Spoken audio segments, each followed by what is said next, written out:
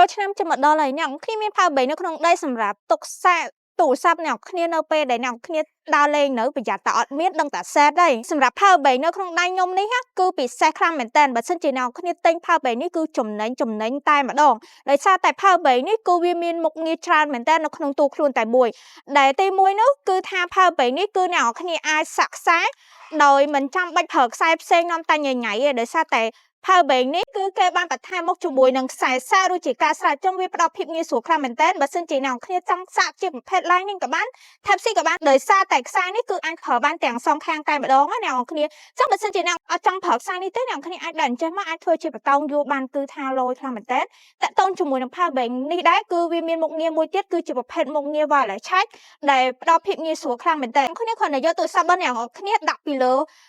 Power Bank នេះគឺវានឹងសាក់អូតូយកតែម្ដងគឺមិនចាំបាច់ប្រើខ្សែសាក់ខ្សែនាំតែញ៉ៃនោះទេហើយមួយទៀតណាបើសិនជាអ្នកគ្នាប្រើវាអស់ថ្មហើយអ្នកគ្នាចង់សាក់វាបញ្ចូលអត់ចាំបាច់ប្រើខ្សែឬមួយក៏ដុំផ្សេងទៀតសម្រាប់សាក់បញ្ចូលមក Power Bank នេះអ្នកគ្នាគ្រាន់តែទាញជើងសាក់ដែលជាប់ជាមួយនឹង Power Bank នេះបន្ទាប់មកអ្នកគ្នាដល់ជាមួយនឹងព្រីភ្លើងគឺអាចសាក់បញ្ចូលបានហើយមួយទៀតបើសិនជាអ្នកគ្នាត្រូវការសាក់បញ្ចូលឧបករណ៍ឬមួយក៏ទូរស័ព្ទរបស់អ្នកគ្នាភ្លាមក្នុងពេលតែមួយណាអ្នកគ្នាអាចយកខ្សែមកដល់ជាមួយនឹងរុននេះគឺអាចសាក់បញ្ចូលតែម្ដងវាអាចបញ្ចូលបានទាំងទូរស័ព្ទរបស់អ្នកគ្នាអាចបញ្ចូលទាំង Power Bank នេះទៀតណាដល់ពីហ្នឹងគេក៏បានបន្ថែមមកជាមួយនឹង Kit Stand ផងដែរសម្រាប់ Stand នេះគឺអ្នកគ្នាអាចប្រើជាមួយនឹង